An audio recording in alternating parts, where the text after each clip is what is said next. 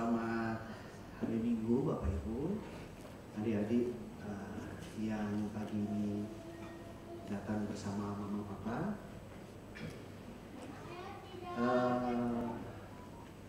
Hari ini adalah minggu terakhir di tahun 2024. Kita akan segera mengakhiri tahun 2024 dan akan menyongsong tahun yang baru 2025.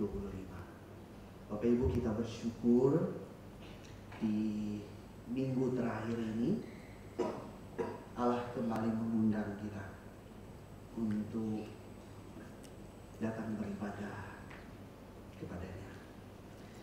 Kami menyambut kehadiran Bapak Ibu, adik-adik dengan penuh sukacita di dalam ibadah minggu pagi Christ Chapel Manado pagi ini. Mari Bapak Ibu, saya mengajak jemaat untuk boleh saling menyapa satu sama lain. Mari boleh kita saling berjabat tangan.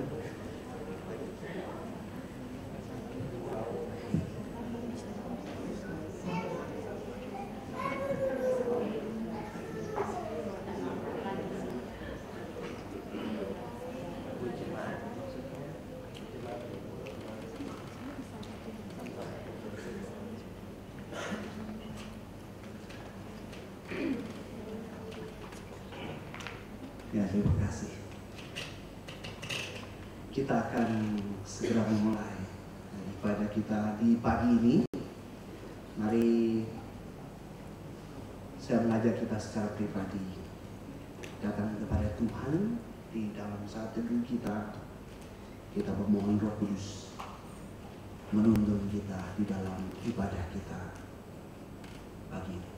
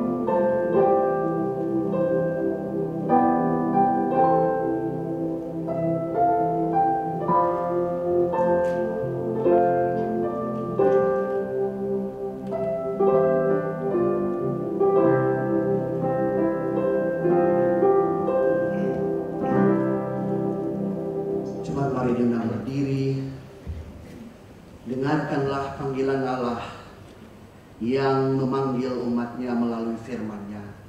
Dan mari kita sambut panggilannya. Marilah kita bersorak-sorai untuk Tuhan. Bersorak-sorai bagi gunung batu keselamatan kita. Biarlah kita mendapat wajahnya dengan nyanyian syukur, bersorak-sorai baginya dengan nyanyian mazmur. Sebab Tuhan adalah Allah yang besar dan Raja yang besar mengatasi segala hal. Mari kita nyatakan keagungan kita kepada Allah kita. Allah yang telah menyelamatkan kita. Allah yang besar, Raja yang maha kuasa. Come thou Almighty King.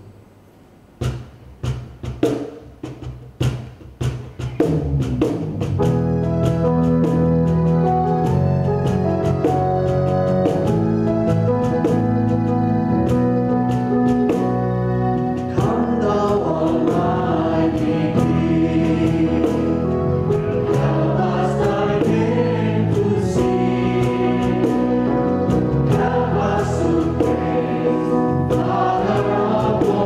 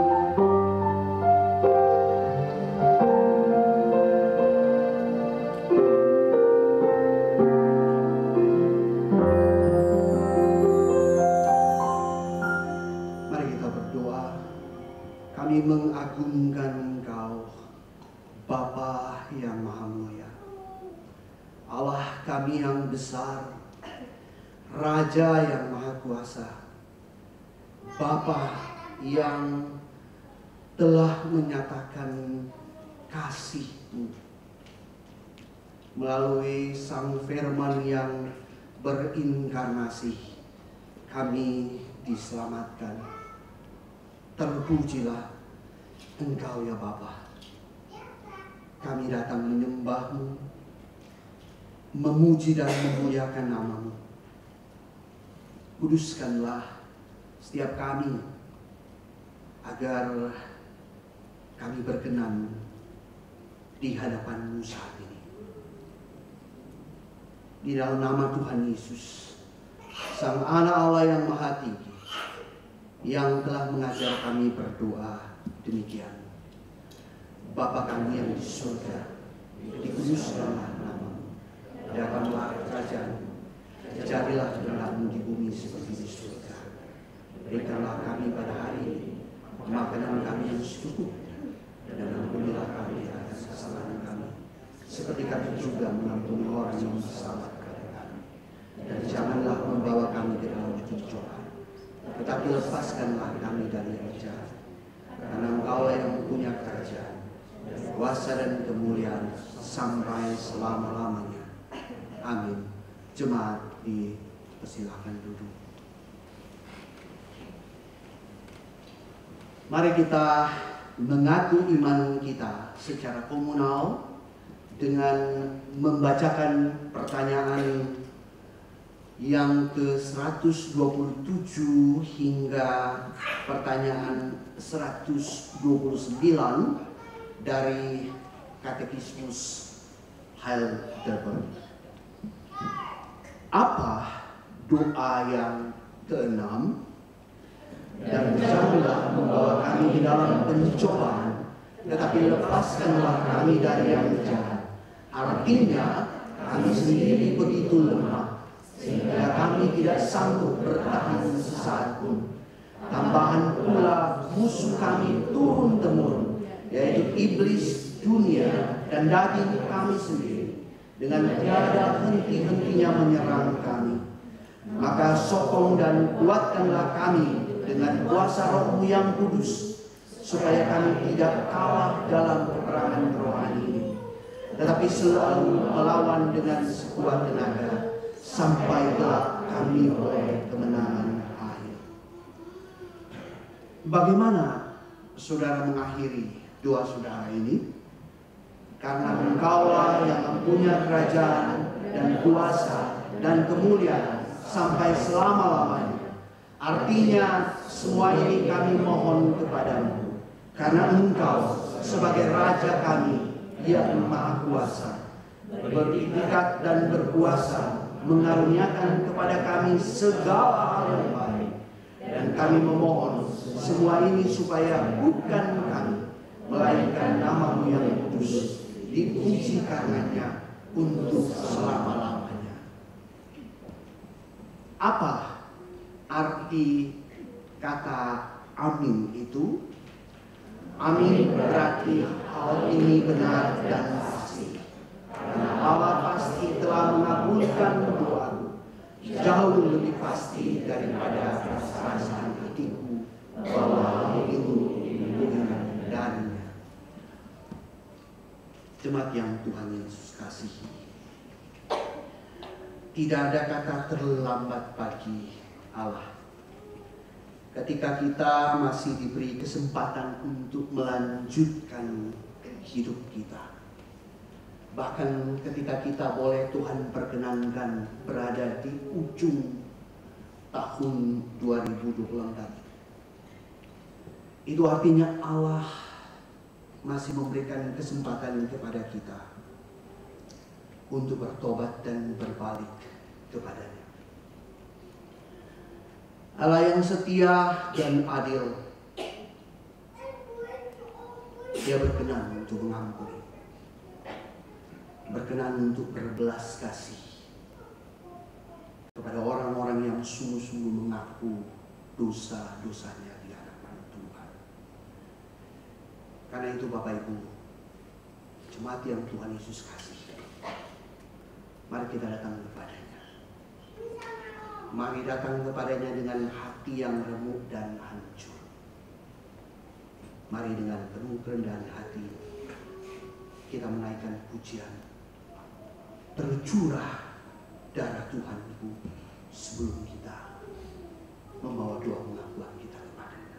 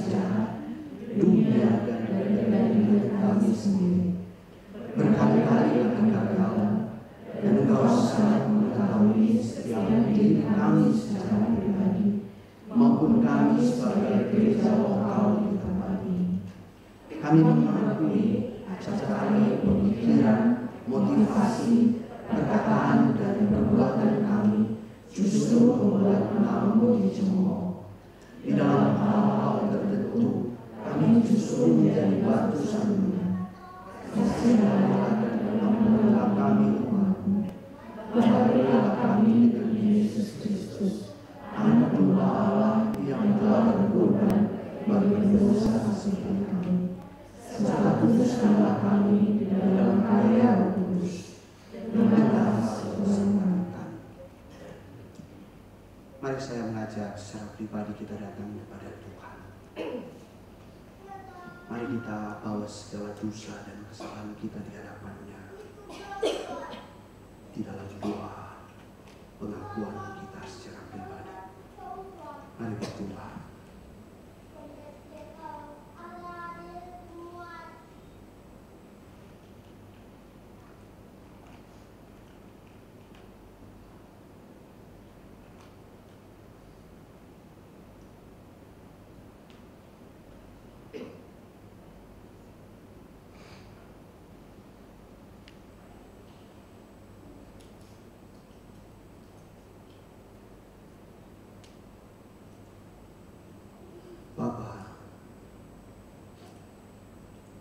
kasihanilah dan ampunilah kami umat-Mu.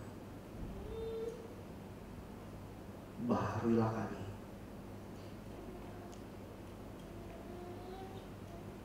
Kami bawa pengakuan kami demi dan di dalam nama Tuhan kami Yesus Kristus. Amin.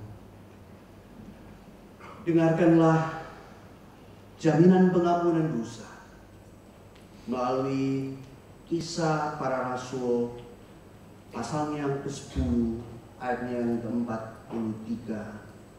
Demikian firman Tuhan.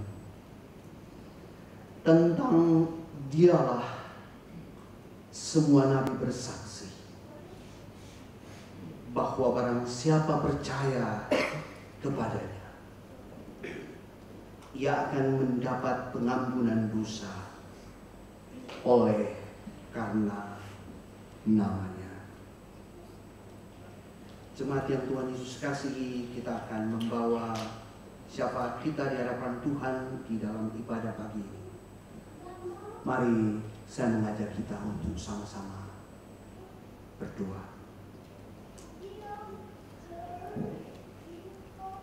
Bapa kami yang di surga, kami datang di hadapan hadirat-Mu, bersyukur untuk segala penyertaan, segala perlindungan, dan untuk semua berkat yang boleh kami terima di sepanjang tahun ini. Di setiap langkah hidup kami sungguh merasakan kehadiran Tuhan. Engkau hadir memberi kami kekuatan di saat kami lelah, di saat kami lemah. Engkau hadir memberi penghiburan ketika kami berduka, ketika kami di dalam kesedihan. Dan Engkau senantiasa hadir mengaruniakan kami sukacita demi sukacita ketika kami boleh menikmati keberhasilan, menikmati kesembuhan, menikmati pemulihan, dan menikmati segala kebaikan yang daripada-Mu. Bapa, terima kasih untuk setiap pemeliharaan-Mu atas kami yang kami boleh terima. Kami pun berterima kasih untuk semua yang baik, semua yang manis, tetapi juga semua yang pahit yang kami boleh alami, yang boleh kami lalui. Tetapi kami percaya Bapa, bahwa semua ini adalah proses bagaimana Engkau mau mendewasakan iman kami untuk kami boleh lebih dekat kepada-Mu. Bapa, ketika kami memandang ke tahun yang akan datang, di tahun yang baru yang sebentar lagi akan kami masuki, Bapa, kami memohon bimbingan-Mu, kami memohon penyertaan-Mu. Sertailah kiranya terus langkah kami, berkati setiap rencana dan cita-cita kami. Dan lebih daripada itu Tuhan, mampukan kami untuk boleh hidup sesuai dengan kehendak-Mu, untuk senantiasa berserah pada apa yang Tuhan mau dan senantiasa berjalan di dalam terang firman. Bapa, kami mau berdoa untuk gereja Tuhan, seluruh gereja yang ada di dunia ini, secara khusus untuk gereja-Mu di tempat ini, Raisebel Manado. Bapa, kami bersyukur untuk penyertaan Tuhan sepanjang tahun 2024 ini.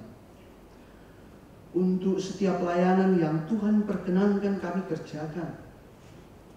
Untuk setiap jemaat yang Tuhan boleh percayakan.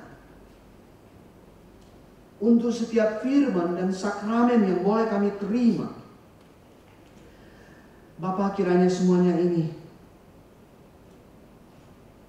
boleh semakin membawa gereja, membawa kami semua pada pengenalan akan Engkau yang semakin dalam. Pada pengenalan yang akan menuntun kami pada kehidupan yang makin menyerupa Kristus. Bapa, kami berdoa kiranya di tahun yang baru nanti, tangan Tuhan terus menyertai kami.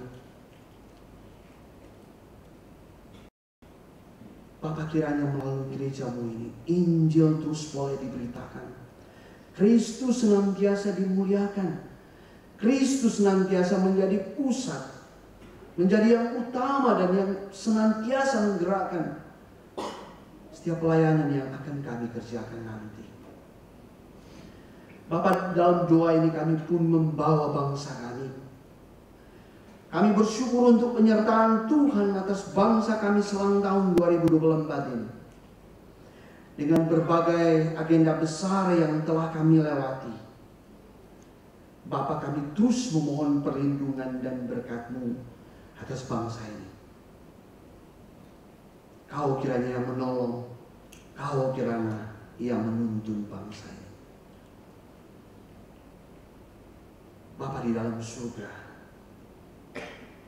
terima kasih untuk segala penyertaan-Mu. Segala penyertaan-Mu yang tidak pernah berkesudahan. Kami menyerahkan segala sesuatu, segala apa yang kami pikirkan, segala apa yang kami rencanakan, segala apa yang kami rindukan ke dalam tangan kasih-Mu. Ini doa kami. Di dalam nama Tuhan kami Yesus Kristus, kami bawa doa ini. Amin. Kita akan membawa persembahan kita kepada Tuhan. Dengarkanlah nats persembahan yang akan menuntun kita dalam pemberian persembahan kita di ibadah pagi ini. Yunus pasalnya yang kedua, ayat yang ke-9. Tetapi aku dengan ucapan syukur akan kupersembahkan korban kepadamu. Apa yang kunasarkan akan kubayar. Keselamatan adalah dari Tuhan. Mari bawa persembahan kita kepada Tuhan. Sambil membawa persembahan kita diiringi dengan pujian. Bawa persembahan.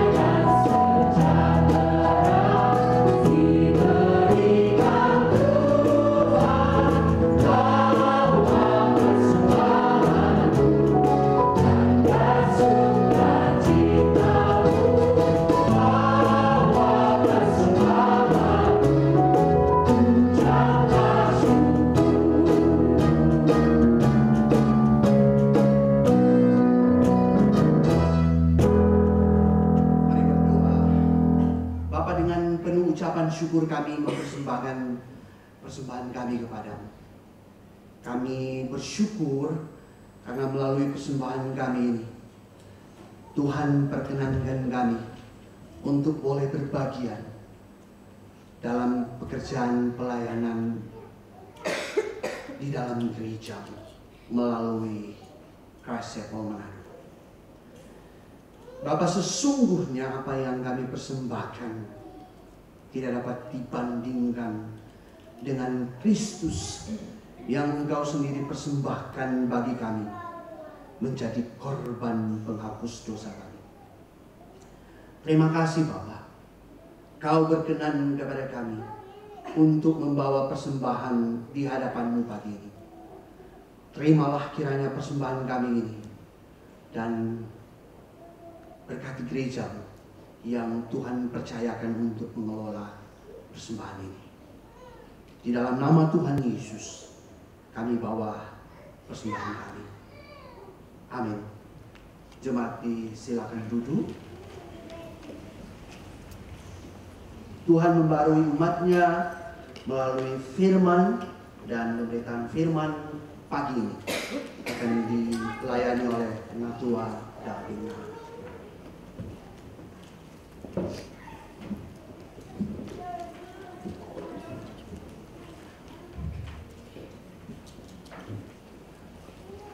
Selamat pagi Bapak Ibu saudara-saudara sekalian dan adik-adik yang hadir bersama. Sekali lagi selamat pagi. Iya, kita bersyukur kembali bersama-sama berkumpul menaikkan pujian kita, dan kita akan membaca merenungkan firman Tuhan. Saya pikir masih waktunya untuk mengucapkan selamat Natal kepada kita semua, ya. Mungkin ada yang belum jabat tangan, ada yang sudah. Kita sungguh bersuka cita momen Natal yang boleh kita ikuti bersama, kesempatan bagi kita untuk kembali melihat bagaimana karya besar Allah yang dinyatakan kepada kita, yang kita terus pikirkan dan renungkan. Bapak Ibu sekalian, pagi ini kita akan membaca satu bagian dari Injil Lukas. Saya mengajak kita semua membuka dan nanti kita membacanya bersama-sama. Lukas pasal 20, kita akan baca ayat 9 sampai 19. Nah, kita bisa persiapkan, dan sebelum kita membaca kita berdoa terlebih dahulu. Mari kita berdoa. Terima kasih Tuhan untuk kesempatan yang sekali lagi kami boleh miliki. Kami akan membaca dan merenungkan firman-Mu. Pimpin dan tolonglah kami, untuk kami bersama-sama boleh diarahkan dan ditolong oleh Tuhan saja, untuk kami boleh mencermati dan merenungkannya, bahkan boleh diajar oleh kebenaran firman-Mu melalui perenungan kami. Dalam nama Tuhan Yesus kami berdoa. Amin. Mari kita membacanya Bapak Ibu. Saya undang kita bangkit berdiri yang cukup kuat, ya, yang kira-kira masih kuat. Kita berdiri bersama-sama.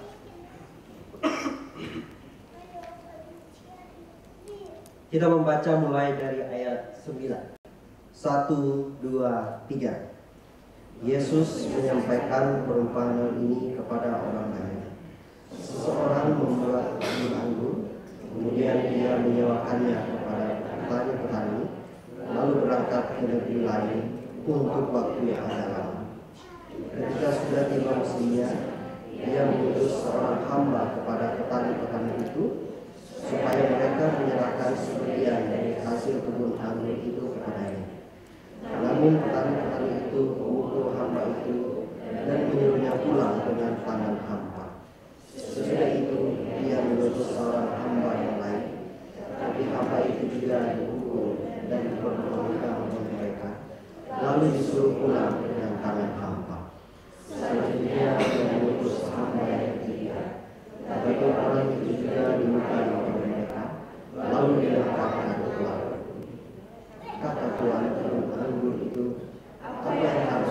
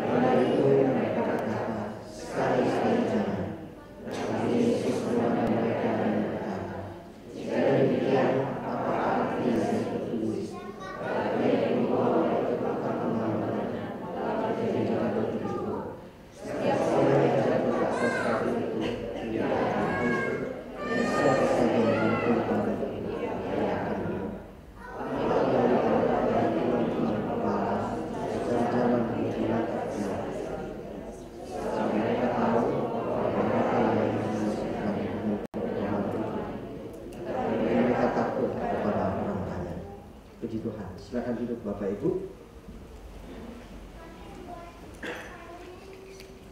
Iya, bagian yang kita baca dari pasal 20 ini adalah satu kisah dari beberapa kisah yang dituliskan dalam pasal 20 yang menggambarkan adanya otoritas dan hikmat yang penuh yang dimiliki oleh Yesus Kristus. Di beberapa bagian dalam pasal ini Yesus terlibat dalam perdebatan yang kontroversi ya, dengan para petinggi-petinggi agama. Dan di pasal sebelumnya otoritas Yesus dipertanyakan ya, ketika dia sedang mengajar, para ahli-ahli Taurat, imam-imam kepala datang kepadanya mempertanyakan dengan otoritas apakah dia mengajar. Dan menarik Bapak Ibu, justru Yesus mempertanyakan bagaimana mereka melihat otoritas Yesus dibandingkan dengan otoritas Yohanes. Dan ketika Yesus mempertanyakan, kalau kamu mempertanyakan otoritasku, sekarang kamu jawab, otoritas Yohanes itu dari siapa? Ya, dan ada intrik juga di sana Bapak Ibu, kita melihat ternyata ketika mereka harus menjawab itu dari Tuhan, mengapa mereka tidak percaya otoritas Yesus yang dari Tuhan yang dimiliki oleh Tuhan Yesus?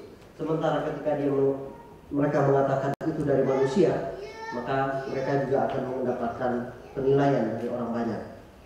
Nah, setelah bagian ini akan ada beberapa intrik lagi untuk bisa menjebak, untuk membawa Tuhan Yesus kepada sebuah suasana di mana dia bisa disalahkan ya, terkait membayar pajak, terkait dengan kebangkitan. Dan ini percakapan-percakapan yang menarik sekali untuk kita bisa perhatikan. Nah, pagi ini kita akan melihat tentang perumpamaan penggarap kebun anggur ya. Bapak Ibu, mungkin ketika kita membaca tadi ya, di ujung kita bisa mendapatkan bocoran bahwa sebenarnya walaupun perumpamaan ini diberikan kepada banyak orang, tetapi ada kelompok spesifik yang ditujukan, yang sedang disasar oleh perumpamaan ini. Dan perumpamaan ini tidak tanggung-tanggung ya, memberikan sebuah teguran, memberikan sebuah kritikan terhadap bagaimana sikap para imam-imam kepala dan ahli-ahli Taurat. Nah, Bapak Ibu, dalam bacaan yang kita lihat ya, ini kita bisa melihat pergerakan bagaimana sikap para penggarap-penggarap anggur. Mungkin di sini kita sudah tidak secara umum adalah penggarap-penggarap kebun ya, tapi mungkin masih ada yang punya kebun yang sedang menggarap, apakah itu milik pribadi atau mungkin sewa juga, saya tidak tahu. Tetapi mungkin sebagian kita sudah beraktivitas setidaknya di area perkotaan di Kota Manado ini, tetapi mungkin kita masih punya gambaran terkait dengan bagaimana seorang penggarap-penggarap itu melakukan tugasnya. Nah, Bapak Ibu, kita melihat bahwa dari penggarap-penggarap anggur ini kita melihat adanya suatu sikap yang tidak tahu diri ya. Mereka yang seharusnya adalah penyewa, tetapi justru mau berpikir agar kebun anggur ini bisa menjadi milik mereka. Nah, saya terpikir sebagian kita penyewa tempat tinggal ya, di tempat kos. Saya pikir ini agak ngeri ya, kalau misalnya kita penyewa tempat kos yang akhirnya berpikir bagaimana agar kamar ini, bahkan satu rumah ini menjadi milik saya gitu ya. Saya pikir di sini tidak begitu ya. Karena Bapak Ibu, kita lihat 3 kali ada utusan yang diutus untuk mengingatkan dan untuk datang kepada para penggarap. Ternyata 3 kali itu pun mereka melakukan tindakan yang sangat kejam. Dan kisah ini selain dalam Lukas, kita juga bisa menemukannya Markus, Matius ya, bagaimana para penulis juga bisa melihat bahwa ada sebuah penekanan yang memang disampaikan oleh Kristus ketika dia mengajar, terlebih ketika dia berhadapan secara khusus para ahli Taurat, para tua-tua ketika Tuhan Yesus mengajar. Nah, Bapak Ibu, dari bagaimana sikap para penggarap-penggarap ini, kita akan melihat adanya sikap yang diberikan oleh yang ditunjukkan oleh Allah melalui bagaimana Yesus memaparkan perumpamaan ini. Ya, kita tetap bisa melihat adanya pemeliharaan, penyediaan yang Allah berikan kepada setiap umatnya.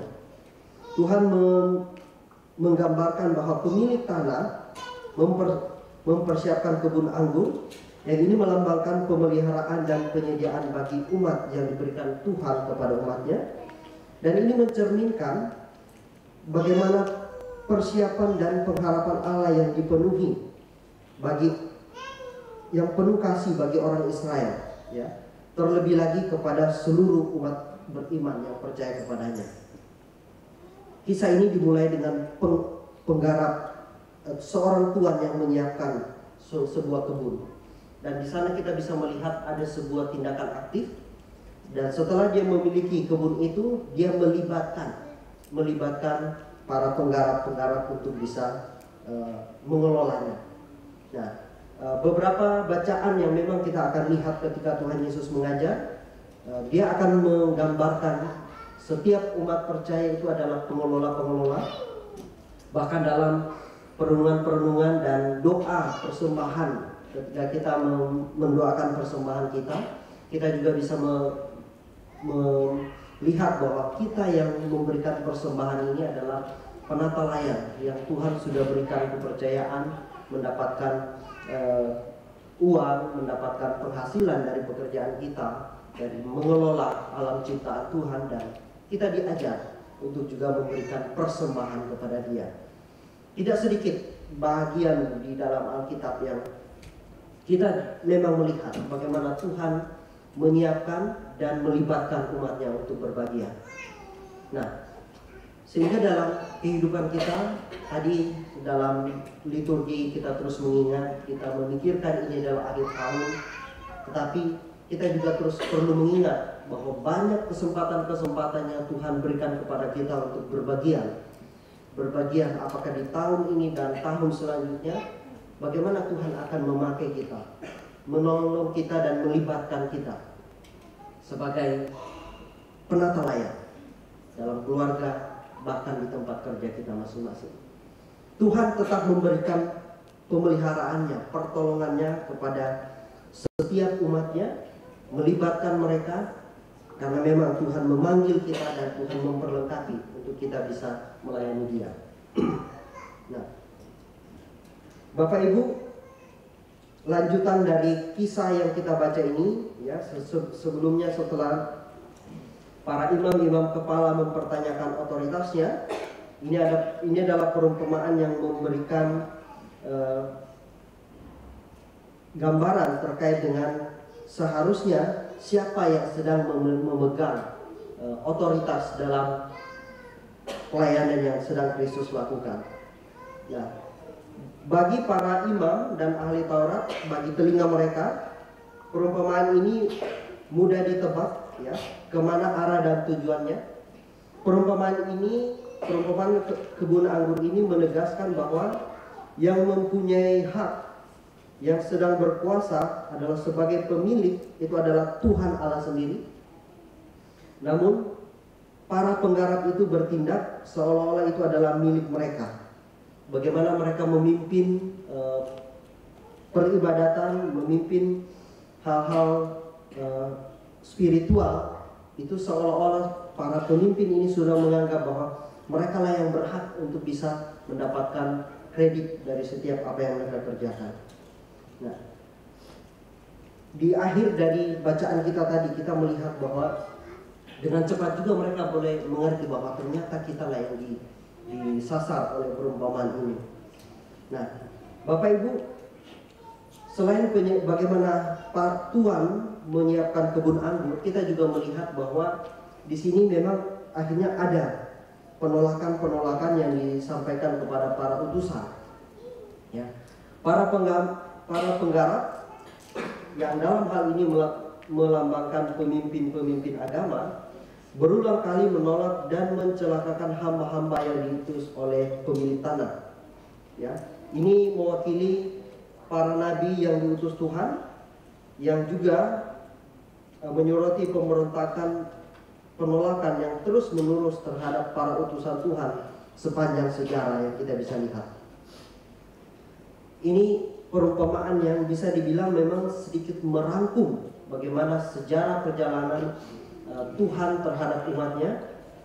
Sebelumnya dari perjanjian lama kita biasa membaca juga bagaimana Tuhan mengutus para utusannya, para hamba, para nabi. Tetapi tidak sedikit dari para nabi ini yang justru memang menghadapi penolakan. Bahkan mereka ada yang dengan bersusah payah menyampaikan firman, tetapi justru tidak ada yang mendengar. Bahkan ada yang menolak dan membunuh mereka. Ya. Bapak Ibu, kita melihat bahwa pergerakan perbuatan para petani dalam perumpamaan ini ada sebuah skala yang semakin lama semakin lebih keras, semakin lebih jahat. Ya. Yang pertama tadi kita membaca di ayat 10. Di situ kita lihat bahwa justru utusan itu dipukul, kemudian disuruh pulang dengan tangan hampa. Ya. Harusnya sudah bagi hasil, ya. Biasanya begitu ya. Ada penggarap, ada tuan, setelah panen akan bagi hasil. Ketika utusan ini disuruh untuk mengambil hasil, malah dipukul kemudian disuruh pulang dengan tangan hampa. Hamba yang kedua juga dipukul, kemudian ini sudah ada lebih tambah sedikit, dipermalukan. Ya, selain dihajar, dipermalukan, kemudian disuruh pulang dengan tangan hampa. Itu yang kedua. Yang ketiga, dipukul, dilukai, ya, kemudian dilempar keluar kebun.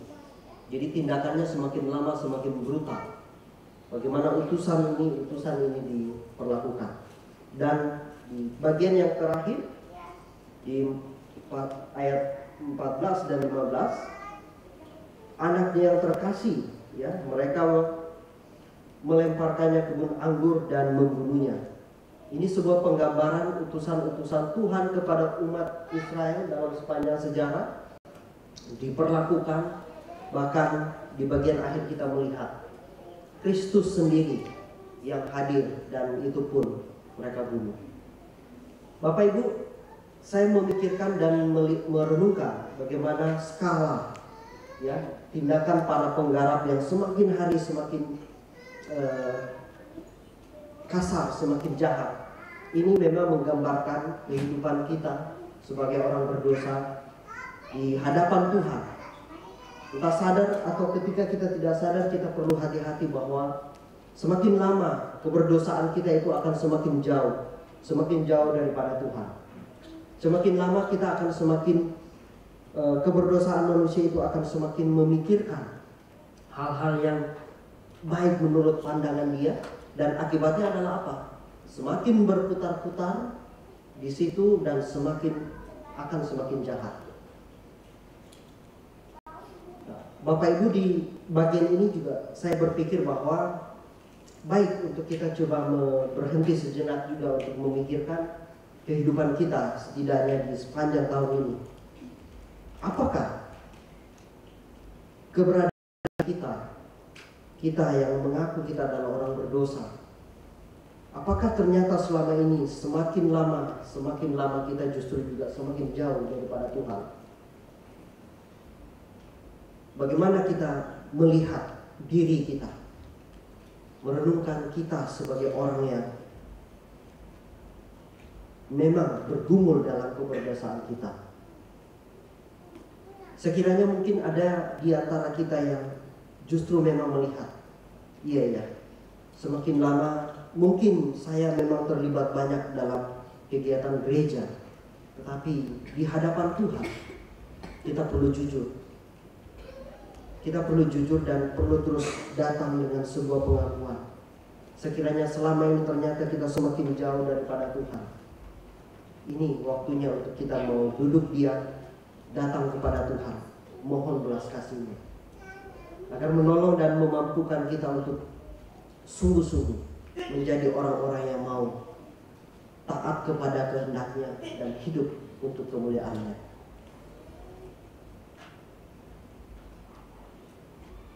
Menjelang akhir tahun pastinya akan cukup banyak waktu perenung secara pribadi. Dan biarlah ini menjadi satu agenda kita untuk boleh secara pribadi merefleksikan bagaimana kehidupan kita di hadapan Tuhan. Karena kita tidak bisa memungkiri Bapak Ibu, keberdosaan kita ini akan terus menarik kita untuk kita bisa semakin jauh daripada Tuhan. Dan biarlah sekiranya dalam perenungan-perenungan kita di hari-hari ini, kita memiliki satu kerendahan hati untuk mau datang kepada Tuhan dan mau mengakui bagaimana diri kita di hadapan Tuhan. Dari penolakan-penolakan para penggarap kepada utusan-utusan ini, tentu sekali lagi kepada para imam-imam ini akan membukakan bagaimana sejarah yang mereka sudah lalui, bahkan sejarah yang bisa saja itu mereka sedang perkenalkan. Bagaimana mereka sedang menjalankan peran dan tanggung jawab sebagai para pemimpin agama. Apakah setiap Injil, apakah pengajaran-pengajaran yang mereka berikan itu berpusat kepada Allah itu sendiri? Nah, dalam prakteknya memang kita melihat banyak kritik, banyak bahkan serangan yang Kristus sampaikan langsung kepada para pemimpin ini. Setelah di bagian ini kita akan membaca bagaimana Yesus melihat persembahan yang diberikan oleh janda miskin, yang memang Yesus apresiasi karena memberikan dari segala kekurangan mereka. Itu praktek-praktek bagaimana kehidupan umat percaya yang seharusnya dibentuk oleh para pemimpin agama. Tapi para pemimpin agama ternyata tidak memberikan sebuah pengajaran yang bermutu kepada jemaat, sehingga persembahan pun sudah menjadi sesuatu hal yang menjadi bahan pertunjukan untuk mereka bisa berikan. Tetapi bagaimana pemaknaan di balik persembahan itu, Yesus justru bukakan melalui pemberian seorang janda miskin. Nah, Bapak Ibu sekalian, di bacaan kita setelah ada penolakan, di sana kita nanti melihat ada sebuah penghukuman terhadap penolakan yang diberikan oleh para penggarap-penggarap ini. Para penggarap memang memiliki sebuah kebebasan bagaimana mereka harus bertindak, tetapi Tuhan akan menentukan sikap, menentukan otoritas pengadilan, bagaimana mereka harus mempertanggungjawabkan sikap yang mereka sudah berikan. Nah, Bapak Ibu sekalian, tindakan pemberontakan yang paling utama adalah pembunuhan anak pemilik tanah yang melambangkan penyaliban Kristus, ya. Tindakan ini akan mengakibatkan hukuman yang berat karena pemilik tanah akan membawa nasib buruk bagi para penggarap tersebut dan menyewakan kebun itu kepada orang lain yang menghasilkan buahnya. Ini menggambarkan konsekuensi dari penolakan anak Allah dan para utusan-utusan yang sudah dia berikan. Nah, kita melihat bahwa di bagian yang kita baca ini Kristus mengutip ada bagian dari Mazmur 118 ayat 22 tentang batu yang dibuang oleh tukang-tukang bangunan telah menjadi batu penjuru. Ini menandakan sebuah penekanan akan adanya tindakan tegas yang Tuhan akan berikan kepada para penggarap. Nah, ini adalah sebuah nubuatan bagaimana batu itu akan menjadi para penggarap akan bertindak sebagai pemilik, dan batu ini akan memberikan sebuah penegasan bahwa kalaupun batu-batu yang sudah dibuang oleh para tukang bangunan ini di dalam tangan dan rencana Tuhan, itu akan menjadi batu yang akan digunakan untuk membangun sebuah kerajaan Allah yang besar. Ya, saya pikir penggunaan batu dalam bangunan ini menjadi gambaran yang sudah cukup clear bagi kita. Dan batu penjuru yang disebutkan ini adalah Kristus itu sendiri, yang di atasnya para penegakan keadilan Allah, penegakan kasih Allah itu akan dinyatakan. Sehingga setiap mereka yang menolak, setiap mereka yang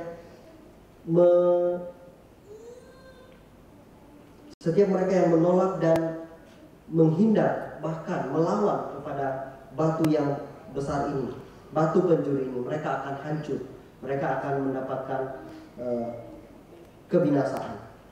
Ini menjadi suatu penegasan yang perlu diperhatikan secara khusus kepada para pemimpin pada saat itu, ketika mereka mendengar bahwa ternyata mereka akan mendapatkan suatu penghukuman yang tegas.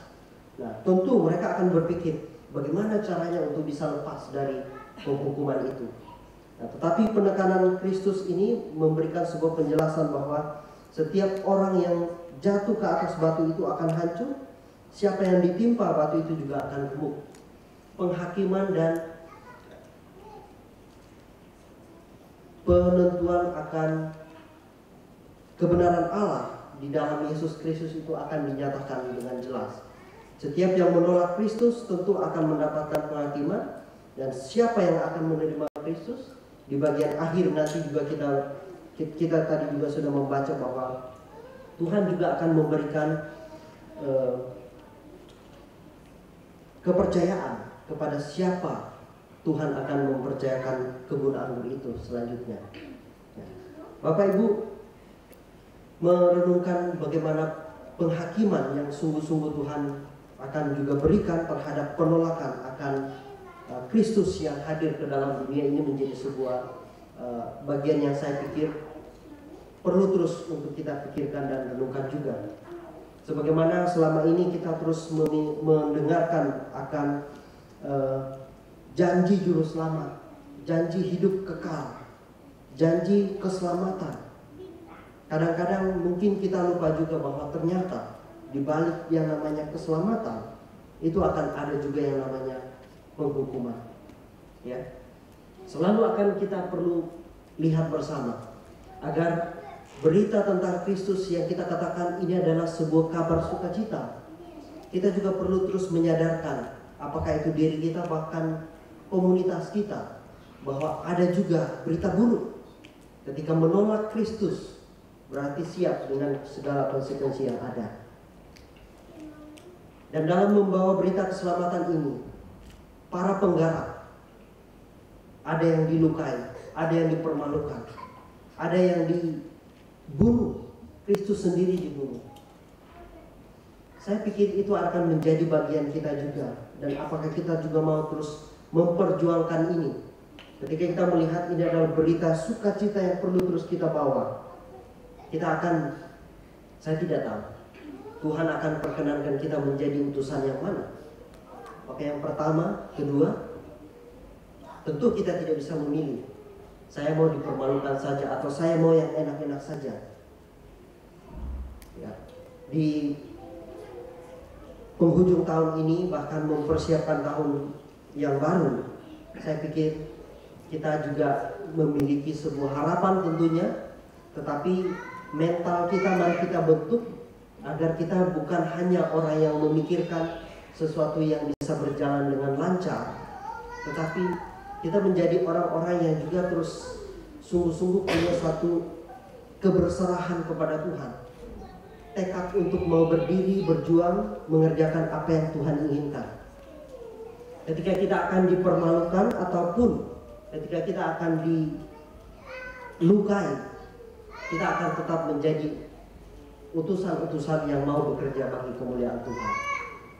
Dan mungkin tidak harus misalnya berpikir harus ke tempat tertentu, tetapi mungkin melayani keluarga-keluarga kita, melayani orang-orang terdekat kita, yang mungkin dalam kamus kita mengatakan ini adalah orang yang sulit. Saya pikir ini kesempatan untuk kita bersama-sama membawa itu di dalam Tuhan, kepada Tuhan, mendoakannya agar bagaimana kita mengangkat, ya, bahwa kita perlu memberitakan Kristus dalam berbagai macam kesempatan. Kiranya kita bawa di hadapan Tuhan dan mohon belas kasih-Nya. Menghadapi Dia yang paling sulit pun, ya, mungkin sudah bertahun-tahun kita dalam relasi yang tidak harmonis, bertahun-tahun dalam relasi yang mungkin sangat sulit untuk kita bisa bangun komunikasi.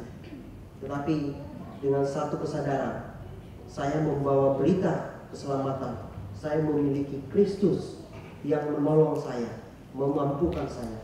Kita mau ya sebelum akhir tahun ini coba pasiar gitu ya. Saya pikir itu agenda yang bisa kita pikirkan.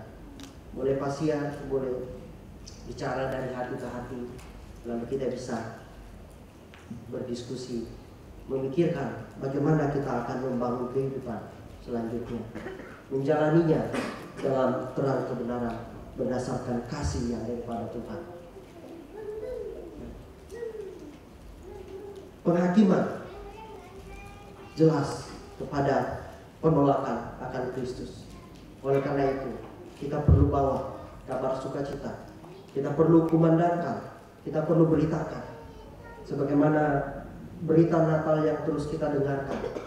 Kita terus mendengarkan adanya kasih dan anugerah yang Tuhan berikan kepada kita. Ini terus perlu kita kobarkan.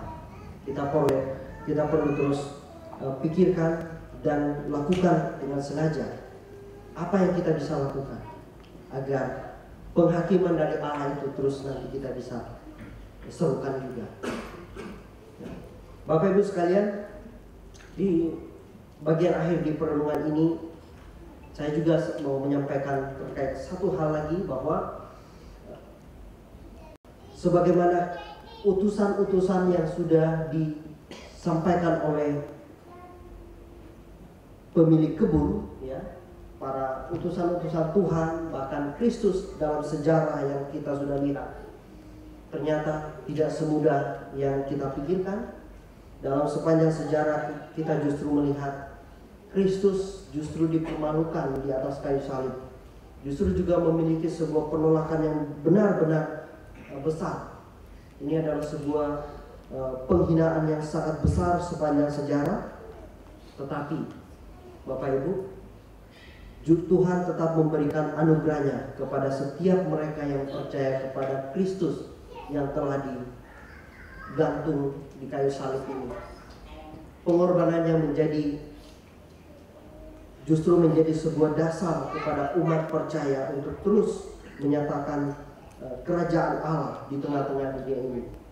Nah, Bapak Ibu, di sepanjang sejarah kehidupan kita, apakah sekarang kita ada yang sudah 90 tahun paling lama mungkin, atau mungkin lebih ya, tetap kita melihat bahwa berita tentang Kristus itu sudah lama kita dengarkan. Berita tentang siapa Kristus, apa yang Kristus lakukan, apa yang diajarkan oleh Kristus, itu saya pikir itu sesuatu yang sudah berulang-ulang sudah kita dengarkan. Tetapi pertanyaannya kepada kita yang mungkin masih muda, atau bahkan kita yang sudah cukup senior dalam kehidupan iman kita, pertanyaannya sama terus harus hadir kepada kita sekalian, bahwa apakah Kristus yang kita sudah dengar ini justru benar-benar sudah kita hidupi dalam kehidupan sehari-hari? Bagaimana kita meresponi berita tentang Kristus? Bagaimana kita meresponi pengajaran yang diberikan oleh Kristus kepada kita? Apakah ternyata selama ini itu menjadi sebuah bagian dari keseharian budaya kita sebagai orang Kristen saja? Ataukah pesan tentang Kristus itu sungguh-sungguh sudah menjadi bagian dari hidup kita, untuk kita bisa menyatakan Injil kebenarannya dalam kehidupan kita? Karena sekiranya ternyata pesan Kristus itu hanya berlalu dari tahun ke tahun, berlalu begitu saja, ini saya pikir menjadi momen juga untuk kita bersama-sama melihat dengan rendah hati, melihat siapa Kristus yang kita dengarkan, pengajaran apa yang Dia berikan kepada kita, siapa pribadinya, penebusan yang Dia kerjakan kepada kita. Kiranya kita bersama-sama memiliki sebuah sikap hati yang sungguh-sungguh mau membuka diri untuk mau dibentuk oleh kebenaran firman-Nya. Kiranya dalam sepanjang perenungan setidaknya dari momen-momen Natal juga, kita banyak mendengar bagaimana kasih Kristus, Selanjutnya, bagaimana respon dan sikap kita terhadap berita Natal yang selama ini kita dengungkan. yang bersama-sama kita rayakan. Kita perlu bersama-sama membawa itu tuh, Bapak Ibu, untuk menjadi pelaku-pelaku yang sungguh-sungguh berespon akan kebenaran Injil dari peristiwa Natal yang terus kita dengarkan. Dan kiranya setiap kita yang melihat satu perumpamaan ini, sebagaimana para ahli-ahli kepala mengetahui bahwa yang dimaksud itu adalah mereka, kiranya dalam perenungan kita ini kita juga boleh melihat bagaimana posisi kita yang kita perlu lakukan di hadapan Kristus. Tentu kita tidak berharap kita hanya sekedar pendengar, tapi mari dalam pengajaran yang selalu kita dengarkan, kita juga diajak untuk menjadi pelaku firman. Kiranya dalam kehidupan kita selanjutnya kita menjadi pelaku firman yang terus setia, yang mau berani. Walaupun ketika kita diutus kepada ladang pelayanan yang Tuhan percayakan, kita tetap berani dan tetap setia. Sekalipun kita akan dipermalukan, kita akan dilukai, sekalipun kita akan mendapatkan penolakan. Bapak Ibu sekalian, Tuhan pimpin dan Tuhan berkati kita untuk menjadi utusan-utusan yang akan bekerja untuk kemuliaan Tuhan. Mari kita berdoa.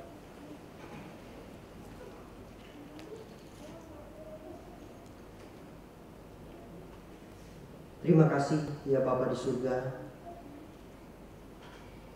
kami boleh belajar, kami boleh merenungkan bahwa sesungguhnya Engkau menyatakan kehendak-Mu dalam kehidupan kami, bahkan dalam sepanjang sejarah.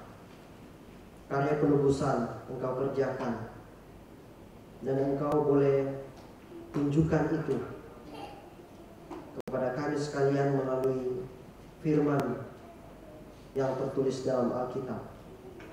Tuhan, kasihani dan tolonglah kami untuk menjadi masyarakat modern yang juga memiliki hati yang tetap terpaut dan tetap memiliki kekaguman terhadap rencana penebusan yang Tuhan Engkau sudah kerjakan.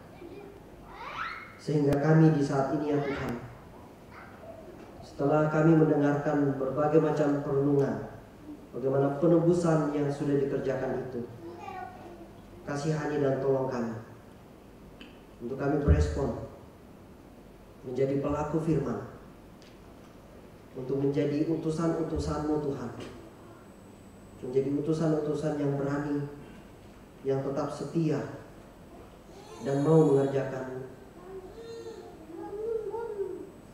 apa yang Tuhan kehendaki bagi kami di tengah-tengah zaman kami saat ini.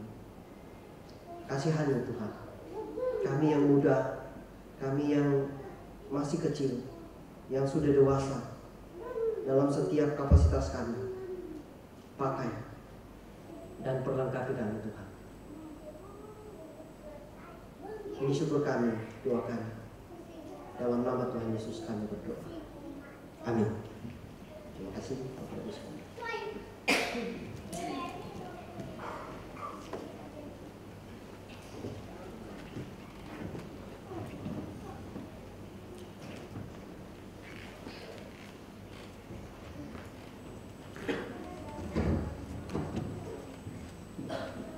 Jemaat mari diundang berdiri, kita menyanyikan pujian respon firman Tuhan yang telah diberitakan. Sebuah lagu yang menggambarkan pemeliharaan Tuhan kepada umatnya. Sebuah lagu yang menghantar kita untuk menyadari bahwa jika bukan Tuhan, tidak ada yang dapat kita buat di dalam hidup kita. Dialah Bapa yang senantiasa mencukupkan segala kebutuhan kita. Di minggu terakhir di tahun 2024 ini, mari kita kembalikan segala kemuliaan bagi Allah pemelihara kita itu. Mari kita kembalikan segala kemuliaan bagi Allah melalui sebuah pujian All Glory be to Christ.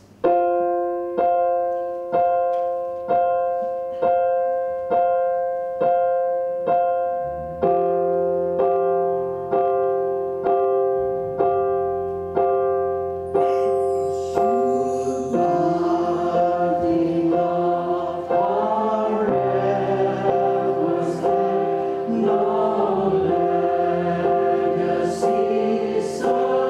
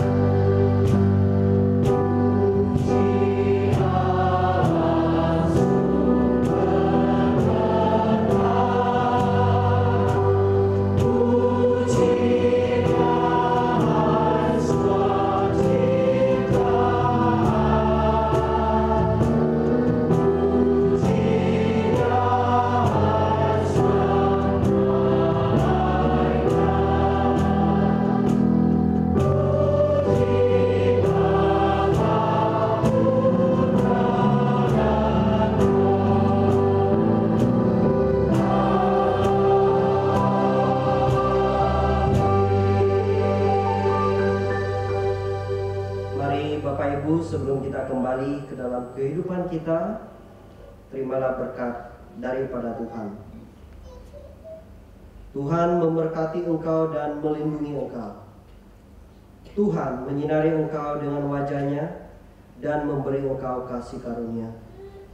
Tuhan menghadapkan wajah-Nya kepadamu dan memberi engkau damai sejahtera. Amin.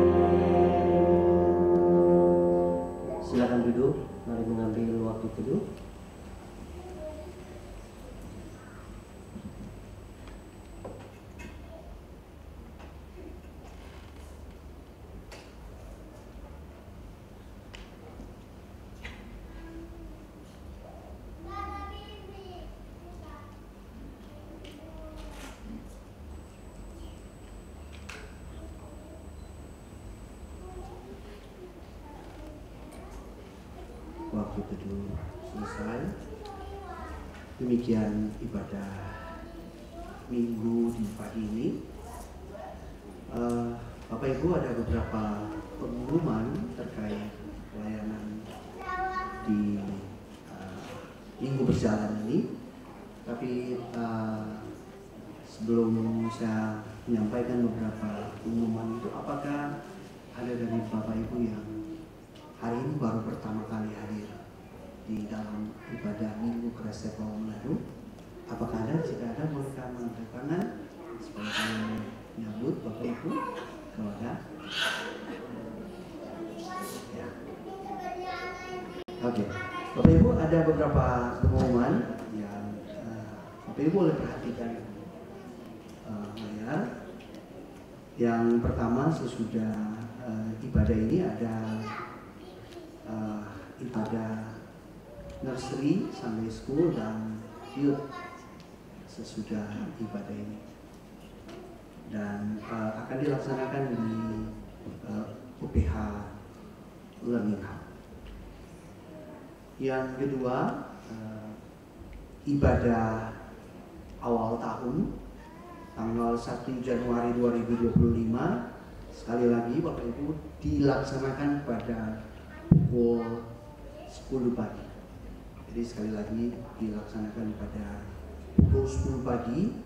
Mari diundang kepada seluruh jemaat untuk sama-sama hadir di ibadah awal tahun. Kita akan dilayani oleh Pak Pendeta William. Yang ketiga, sesudah kebaktian ini, Bapak Ibu yang memerlukan untuk didoakan oleh Penatua dan Pak Pendeta William, silakan boleh menghubungi Pak Pendeta atau Pak Dalvin sesudah ibadah ini. Yang terakhir, Bapak Ibu, kita menyaksikan pelayanan youth yang telah dilaksanakan beberapa hari yang lalu, tepatnya di tanggal 14 Desember 2024 di Lembaga Pembinaan Khusus Anak di Tomohon. Bapak Ibu boleh memperhatikan beberapa pelayanan yang dilaksanakan di sana dalam video.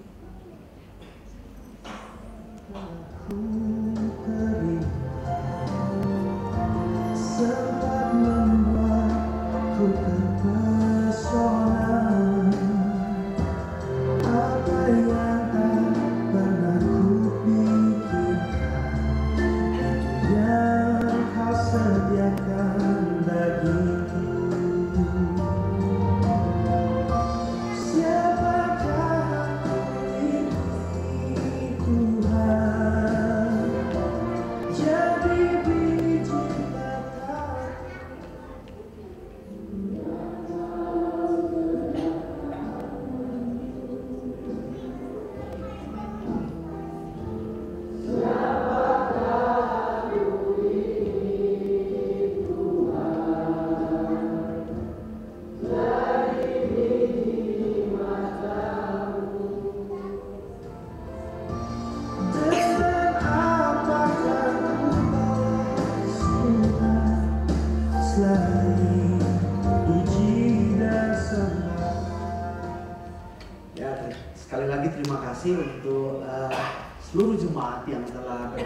berpartisipasi di dalam pelayanan youth ini melalui pemberian diri dan persembahan yang telah dikumpulkan. Sekali lagi terima kasih, dan Tuhan Yesus kiranya menyertai kita semua. Selamat pagi, sampai berjumpa di ibadah awal tahun. Tuhan Yesus memberkati kita semua.